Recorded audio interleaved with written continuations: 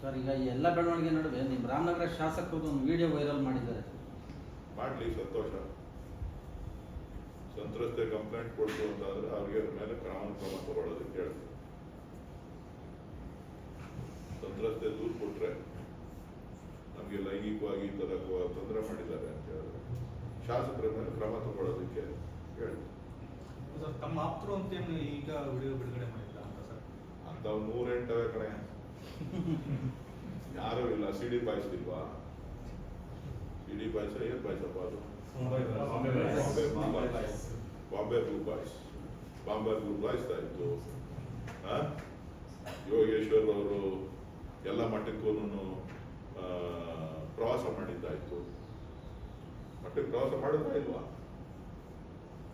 ಎಲ್ಲ ಮಟ್ಟಗಳಿಗೂ ಯಾರು ಪ್ರವಾಸ ಮಾಡಿದವರು? ಖಾಸಗಿಯಾಗಿ ಮಾಡಿದವರು ನಿಮ್ಮ ಹತ್ರ ಇವೆಲ್ಲ ಮಾತಾಡಿರ್ಬೇಕು. ಅಮಿತ್ ಶಾ ಅವ್ರ ಹತ್ರ ಹೋಗಿ ಕೊಟ್ಟಿದ್ದಾಯ್ತು. ಯಡಿಯೂರಪ್ಪನವ್ರ ಬದಲಾವಣೆ ಆಗೋದಕ್ಕೆ ಕಾರಣ ಏನು? ಅದನ್ನು ಯೋಗೇಶ್ವರ್ ಅವರೇ ಹೇಳಿದ್ದಾರೆ. ಹಾಗಾಗಿ ಒಬ್ಬೊಬ್ರದ್ದು ಒಂದೊಂದು ಇರ್ತದೆ.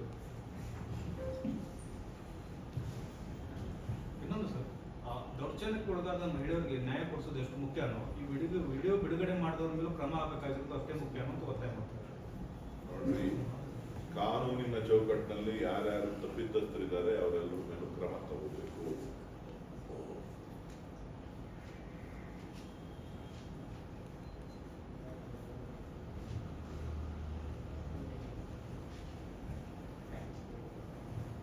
ಏನು ಒಬ್ಬರದೇ ಅದೇ ಅಂತಲ್ಲಪ್ಪ ಇದು. ನೂಲಿನಂತೆ ಸೀರೆ ಅಂತ ಯಾರೋ ಹೇಳ್ತಾ ಇಲ್ವಲ್ಲ? ನೂಲಿನಂತೆ ಸೀರೆ ಅಂತ ಮೇಲಿಂದನೂ ಇದೆ.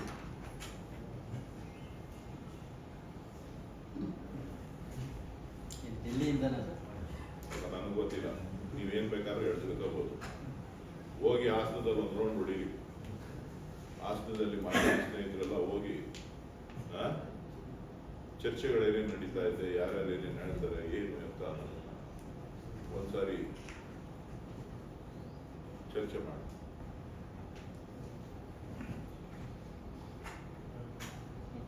ಏನ್ ಬೇರೆ ಚುನಾವಣೆದು ಏನು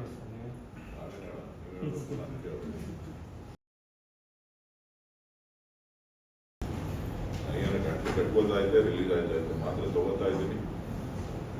ರಾತ್ರಿ ಎಲ್ಲ ಕಟ್ಕೋತದೆ, ಬೆಳಗ್ಗೆ ರಾತ್ರಿ ತಿರ್ಗಾ ಮಾತ್ರ ತಗೋಬೇಕು. ಇದು ಭಾಷಣ ಮಾಡಿದ್ರೆ ಲಾಕ್ ಆಗ್ಬಿಟ್ಟಿದೆ. ಥ್ರೋಟ್ ಇನ್ಫೆಕ್ಷನ್ ಆಗ್ಬಿಟ್ಟು ಅವಕಾಶ ಕೊಡ್ತೀನಿ. ಹೋಗಲ್ಲ ಸರ್ ಪ್ರಚಾರಕ್ಕೆ, ಹೋಗಲ್ಲ ಸರ್.